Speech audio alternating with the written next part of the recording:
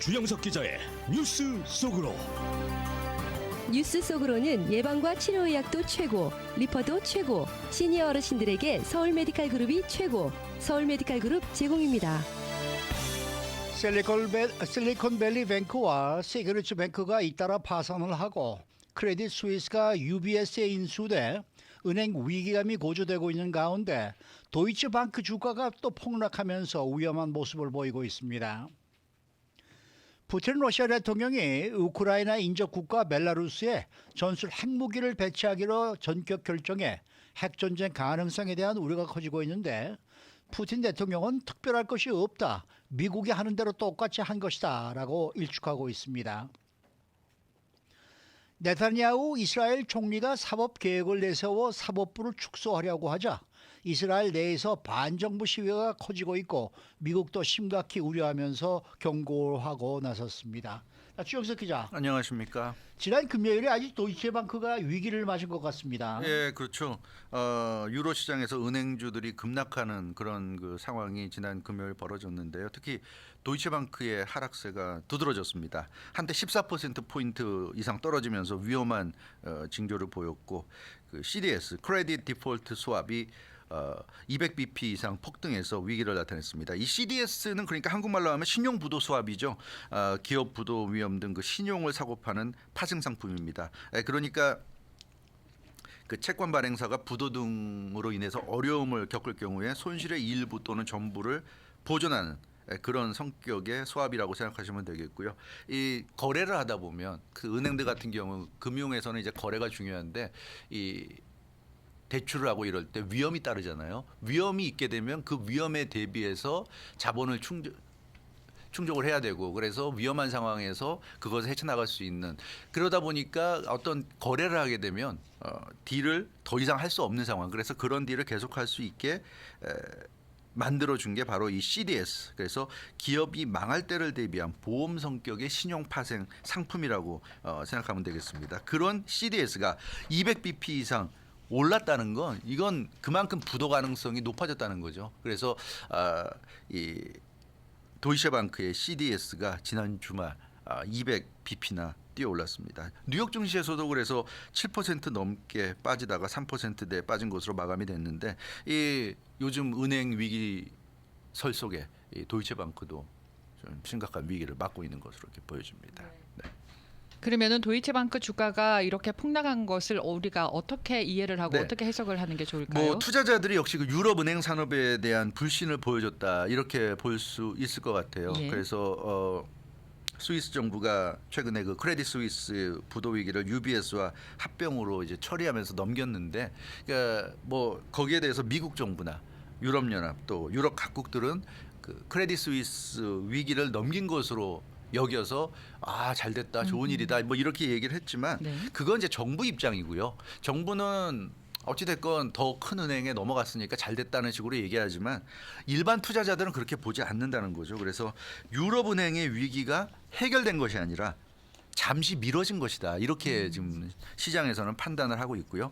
그 크레딧 스위스를 UBS와 합병한 것은 근본적인 해결이 아니라 미봉책이다, 이렇게 지금 보고 있는 것 같습니다. 그만큼 크레딧 스위스가 위험하니까 일단 눈앞의 상황, 파산하는 것만큼은 면해야 되지 않겠는가 해서 UBS로 넘겼는데, 결국 이게 미봉책일 뿐이다, 이렇게 보기 때문에 은행주 투매, 투자자들 입장에서는 은행주 갖고 있으면 큰일 나겠구나, 이런 생각에 자꾸만 이제 던지는 거죠.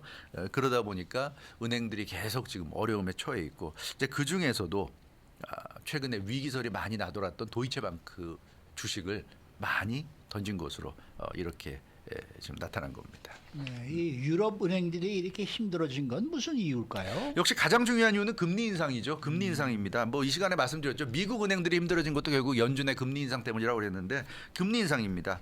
그 연방준비제도가 3월에 FOMC에서 이번에 동결이냐 베이비 스텝 0.25% 포인트냐 굉장히 궁금했는데 결국 0.25% 포인트를 밟는 것으로 결론을 내렸잖아요. 근데 연준도 이렇게 계속 은행 위기 속에서도 금리 인상하고 있는데, 유럽 중앙은행도 마찬가지입니다. 유럽 중앙은행 지난 16일 빅스텝을 밟았죠. 연준보다 더 많이 올렸죠. 0.5% 포인트 금리를 올렸습니다. 그래서 이 금리가 계속 오르면서, 물론 유럽 중앙은행 같은 경우는 이제 연준이 올리다 보니까 따라갈 수밖에 없는 거죠. 그래서 계속 올렸는데 전문가들의 이제 분석은 유럽의 기준금리가 뛰어오르면서 몇몇 은행들의 대차 대조표에 심각한 압박을 주고 있다 이렇게 지금 분석을 하고 있습니다. 그래서 지금 현재 유럽 기준금리 살펴보면 3.5%입니다. 3.5%인데 이것 때문에 이로 인한 이제 부담들이 은행을 아주 크게 흔들고 있는 그런 양상이고요. 그나마 크리스틴 라가르드 그 유럽 중앙은행 총재가 필요하다면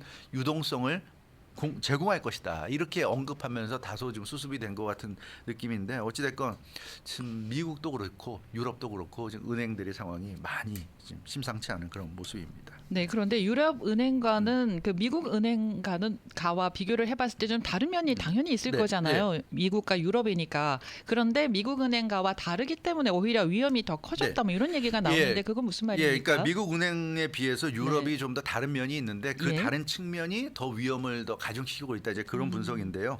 그 유럽은 미국에 비해서 은행들이 대출에 더 의존하고 있는 그런 시스템입니다. 네. 그러다 보니까 이 대출이 뭐 화랑세일 때는 상관없는데 경기가 좋을 때 상관없는데 지금처럼 이렇게 경제가 좋지 않고 흔들리는 시기에는 굉장한 위험 부담이 있는 거죠. 대출이 부실화될 가능성이 높잖아요. 그렇기 때문에 유럽은 은행 대출에 의존하는 미국보다 더 미국도 물론 은행 대출에 의존하지만 유럽이 훨씬 더 그 은행 대출에 대한 의존도가 더 심하기 때문에 굉장히 더 이런 그 경제 위기 상황에 취약하다는 얘기고요. 전반적인 성장 기회가 낮기 때문에 변동성에 취약하다 이렇게 지금 분석이 되고 있습니다. 그러다 보니까 유럽의 중소형 은행, 지역 은행 같은 경우에는 신용카드, 자동차, 대출, 상업용 건물 대출 이런 데서 얻는 이익을 가지고 좀 운영이 되고 있는 겁니다. 근데 이런 것들이 다 결국 신용이 핵심인데 신용이 있어야지 그런 사람들한테 돈을 빌려주고 그렇죠. 그 돈을 이제 수수료도 챙기고 이자도 챙기면서 돈을 버는 건데 지금 경제가 이렇게 안 좋으니까 신용이 위축되잖아요. 신용이 위축될 경우에 타격을 더 크게 받을 수 있다. 그래서 유럽은 미국도 사실 뭐 비슷한 구조긴 하지만 미국보다 더 이런 쪽에 대한 그 의존도가 심하기 때문에 더 많이 흔들리고 있다. 이렇게 지금 전문가들의 분석이 나오고 있습니다. 네.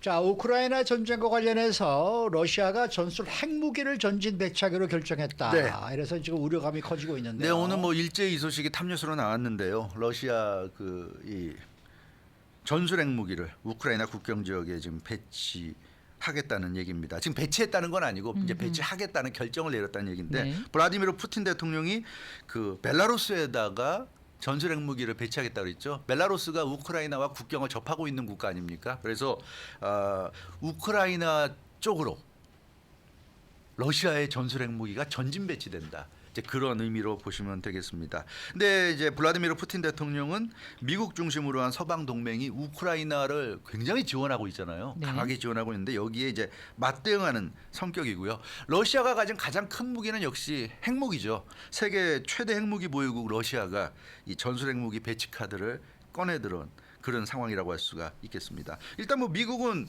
러시아가 이런 뭐 푸틴 대통령이 이런 그 결정을 내렸다고는 하지만 핵 사용 징후가 없다 이렇게 아주 신중한 반응을 보이고 있는 그런 모습입니다. 그러면 언제쯤 네. 벨라루스에 러시아 핵무기가 들어가게 될까요? 정확한 건 아직 알 수 없고요. 예. 푸틴 대통령이 그 지난 주말에 그런 얘기를 했죠. 러시아 국영 TV와 인터뷰에서 벨라루스 대통령과 전술 핵무기 배치 문제에 대해서 논의했고 벨라루스 대통령인 알렉산드로 루카센코 대통령도 자신과 의견이 일치했다. 네. 이렇게 얘기했기 때문에 일단 러시아와 벨라루스 사이에 합의는 된 것으로 보여집니다. 아하. 합의는 됐고 다만 이제 정확한 배치 시기는 알 수 없는데 모든 합의는 가까운 장래에 이루어질 것이다. 이렇게 여운을 남겨서 아마도 올 상반기 중에 이루어지지 않을까. 이런 지금 예측이 많은 것 같습니다. 네. 근데 뭐 푸틴 대통령은 이번 조치가 뭐 미국이 그동안 해온 것과 다를 바가 없다. 네. 같은 성격이다 이렇게 얘기를 했다는 그렇죠. 거예요. 사실 그 서방 언론들이 오늘 뭐 미국 언론도 그렇고 서방 언론들이 일제히 이 러시아의 이 핵전쟁 가능성을 운운하고 나섰잖아요. 여기에 대해서 푸틴 대통령은 특별한 일 아니다. 오버하지 마라 이제 이런 얘기를 하고 있습니다. 미국은 지난 수십 년 동안 이렇게 해왔다. 미국이 세계 각국 자기 동맹이라고 해서 여기저기 전술핵 무기 갖다 놓은 게 지금 수십 년째인데 왜 미국이 그럴 때는 아무 소리 안 하다가 왜 러시아가 한다니까 왜 이 난리치냐. 네. 이게 푸틴 대통령 얘기입니다. 네. 그러니까 러시아는 다른 게 아니라 미국이 한 거랑 똑같은 행동한다는 거죠. 벨라루스와 러시아가 동맹국인데 동맹국에다가 전술핵 갖다 놓는데 뭐가 문제냐는 거죠. 미국은 노상 그렇게 해왔는데 아니 왜 언론들이 러시아가 그러는 것만 문제 삼지 이해할 수 없다. 이게 푸틴 대통령의 얘기고요. 핵비확산 합의를 러시아와 미국이 했습니다. 근데 여기서 국제적인 의무를 위반하지 않겠다고 했고 그 핵비확산 합의를 지키는 선에서 미국과 똑같이 한다. 그거는 뭐 문제될 게 없다는 게 이제 푸틴 대통령의 얘기고요. 자기도 핵비확산 합의는 지킨다 이런 얘기했어요. 동맹국에다가 전술핵 갖다 놓는 거는 핵비확산 합의와는 아무 관계가 없는 거고 불법적인 것도 아니고 미국은 노상 그렇게 하고 있고 그렇죠. 한국도 그래서 북한 핵이 불안하니까 미국 보고 전술핵 갖다 달라고 그러잖아요. 한반도에 배치해 달라고 그런 얘기하는 사람들 많은데 그런 거랑 같다는 얘기죠. 뭐 그래서 러시아가 벨라루스에다가 전술핵을 갖다 놓는 건 미국이 하는 것이다. 핵무기를 이전하는 게 아니다. 이런 얘기를 하고 있습니다. 미국처럼 무기를 재배치하는 것이다. 이렇게 얘기하고 있습니다. 그래서 무기 통제권은 벨라루스에 설치해도 통제권은 러시아가 갖는다. 지금 미국이 전술핵 배치해 놓고 미국이 통제권 갖는 거랑 똑같다. 이런 얘기를 하고 있습니다. 그래서 글쎄요. 그래서 그런지 미국은 이 부분에 대해서는 좀 침묵을 지키고 있는 것 같습니다. 뭐 비난하지 않고 있는 것 같아요. 네, 그 러시아하고 벨라루스가 1999년에 서로 협약하던 네. 조약을 했더라고요. 네. 그런데 왜 지금까지 가만히 있다가 네. 이제 와서 그런 결정을 내리게 된 걸까요? 그 계기는 있어요. 그 예. 계기는 있는데 푸틴 대통령 얘기는 영국이 우크라이나에 열화 우라늄탄을 제공한다는 국방부 부장관의 성명이 나왔다. 이게 최근에 영국 국방부 부장관이 우크라이나에 열화 우라늄탄을 제공하겠다는 얘기를 했어요. 근데 그 열화 우라늄탄에 핵물질이 들어있다는 거죠. 푸틴 대통령 얘기는. 그래서 이거는 사실상 핵무기가 우크라이나에 들어오는 것과 거의 뭐 비슷한 효과다. 그러면 우리도 대비해야지. 이게 이제 푸틴 대통령 얘기입니다. 영국이 핵무기를 우크라이나 갖다 놓는다는데 그럼 우리도 벨라루스에 핵무기 갖다 놔야지. 이 얘기예요. 그래서 영국이 제공하겠다는 열화 우라늄탄 제공에 상응하는 대응 조치다. 이렇게 푸틴 대통령은 얘기하고 있습니다. 핵탄두 장착할 수 있는 이스칸데르 미사일 다수와 열대 항공기는 벨라루스에 이미 주둔하고 있고요. 그리고 그 전술핵 무기 저장고를 7월 1일까지 완공한다는 그런 계획을 밝혔습니다. 따라서 전술핵 무기 저장고가 7월 1일까지 완공된다면 그럼 이제 전술핵 무기를 갖다 놓을 수 있다는 얘기니까 아마도 올 상반기 늦어도 7월까지는 갖다 놓지 않겠는가 이렇게 보여지고 이 미사일 운용을 위한 그 벨라루스군의 훈련이 다음 달 3일 그러니까 다음 주죠. 다음 주부터 시작한다. 이렇게 푸틴 대통령 밝혔는데 참 우크라이나 전쟁이 빨리 좀 끝나야 될 텐데 좀 답답한 그런 상황입니다. 네. 자, 또 이스라엘에서 지금 반정부 시위가 지금 뭐 굉장히 확산이 되고 있습니다. 이게 뭐 사법개혁 네. 때문이라고 그러던데. 네, 조금 전에 CNN에서도 자세히 네. 나왔죠. 네, 이스라엘이 베냐민 네타냐후 총리가 사법개혁에 나서고 있는데 이스라엘 시민들이 이 사법개혁에 반대하면서 시위를 벌이고 있습니다. 근데 사법개혁이라는 건 좋은 얘기 같잖아요. 근데 왜 시민들이 거리에 나서서 반대하냐 하는데 네. 제목만 좋고요. 제목만 좋고 내용을 보면 완전히 독재로 간다는 얘기입니다. 이게 독재입니다. 독재. 네. 그래서 한마디로 사법 권한을 축소하는 민주주의에 완전히 역행하는 모습입니다. 그러니까 이스라엘이 이제 독재 국가로 가겠다는 거죠. 그래서 여기에 대해서 요아브 갤런트 이스라엘 국방부 장관이 공개적으로 사법 개혁을 반대한다는 성명을 발표했어요. 그랬더니 네타냐후 총리가 국방부 장관을 잘랐습니다. 바로 경질해 버렸어요. 네. 그러니까 이제 이스라엘 시민들이 분노해서 야, 이게 정말 못됐구나. 정말 나쁜 정말 독재자구나. 이런 생각을 해서 이스라엘 국민들이 지금 거리로 나와서 이스라엘 전역에서 지금 시위가 확산되고 있고요. 이렇게 되니까 이츠하크 헤르조크 이스라엘 대통령까지 나섰습니다. 사법개혁을 중단하라. 그러니까 이스라엘은 대통령은 실권이 없어요. 상징적 인물입니다. 네. 그렇지만 이런 상황에서 대통령이 가만히 있을 수 없다 해서 대통령까지 나서가지고 한마디 했고요. 좀 그런 상황입니다. 독재적인 개혁이라고 얘기하셨는데 자세한 내용은 어떤 내용을 담고 있습니까? 사실 그 궁금하죠. 네네. 사법개혁이라고 그러는데 이게 뭐냐면 의회가 만든 법이 이스라엘 헌법에 부합하는지 대법원이 심사할 수 있는데 예. 이 대법원 심사 권한을 박탈하는 아이고. 내용입니다. 와우. 그러니까 네. 의회가 무슨 법을 만들었는데 법이 헌법에 일치가 안 되는 것 같다 그러면 그걸 헌법 합치가 되는지 불합치인지를 따져봐야 되는데 그걸 못 따지게 하는 거예요. 그러니까 이 의회가 뭘 만들면 그걸로 끝인 겁니다. 그렇게 가겠다는 거예요. 그리고 대법원 추천위원회에서 내각과 여당 의원이 과반을 차지할 수 있게 하는 내용입니다. 그러니까 이제 네타냐후 총리가 이끄는 내각과 여당이 대법원도 장악하겠다는 얘기죠. 그래서 사실상 이건 일당 독재로 가겠다는, 지금 뭐 중국이나 뭐 이런 나라랑 다를 게 없죠. 이렇게 되면 이스라엘은 완전히 독재 국가가 되는 겁니다.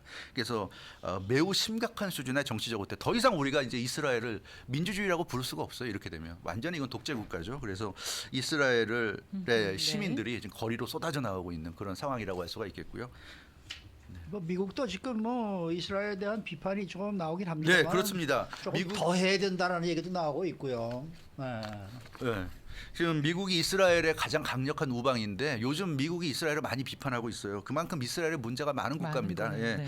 그 에드리언 워슨 국가안보회의 백악관 그 대변인도 공식 입장을 밝혔는데 미국이 지금 이스라엘 상황을 심각하게 우려하고 있다. 이스라엘 지도자들에게 가능한 빨리 타협점 찾을 것을 강력히 촉구한다. 이런 성명을 발표했는데 이건 사실상 백악관이 경고한 거죠. 경고했다고 봐야 됩니다. 그래서 미국 입장에서도 지금 뭐 중동이나 이런 데 독재한다고 해서 계속 그 압박을 가하는데 이스라엘이 이렇게 대놓고 독재하면 미국도 곤란하잖아요. 어떤 국가는 독재도 놔두고 어떤 국가는 독재한다고 막 개입하고 이러면 형평성이 어긋나죠. 형평성도 어긋나고 네. 미국의 이제 속된 말로 말빨도 안 섭니다. 그렇잖아요. 네. 그러니까 이스라엘이 이렇게 나가면 이거는 안 되는 거죠. 네. 그래서 그렇지 않아도 세계의 골치국가 이스라엘이 이제는 아주 완전히 이제 독재로 가려고 작정을 한 거 아닌가 그런 느낌도 드는데 조금 참. 아까 나오는 거 네. 보니까 브레이킹 뉴스 보니까 여름까지로 연기하겠다라는 그러한 얘기가 나오네요. 일단 그래서 물러났네요. 그 네타냐후 총리도 워낙 반대가 심하고 반대가 그러면, 심하고 국내적으로도 심하고 미국을 비롯해서 세계적인 압박이 강하기 때문에 네타냐후 총리가 이제 후퇴할 거다는 예상이 있었는데 그게 네. 발표가 벌써 나왔는지 모르겠는데 잠시 전에 네. 나왔어요. 그래서 여름까지 우선 연기를 하겠다 이렇게 돼 근데 있네요. 뭐 여름 이후에 하겠다는 얘기입니까? 그러면 안 모르죠. 되겠죠. 그래서 아무튼 이스라엘은 계속 우리가 감시를 하면서 좀 세게 이 이스라엘이 경고망동하지 않도록 우리가 전 세계가 좀 감시를 해야 될 것 같아요. 아주 골치 아픈 정말 전 세계를 아주 힘들게 만드는 대표적인 국가가 이스라엘이 아닌가 싶습니다. 수고 많으셨습니다. 주영석 기자였습니다. 뉴스 속으로는 예방과 치료의학도 최고, 리퍼도 최고, 서울 메디칼 그룹 제공이었습니다.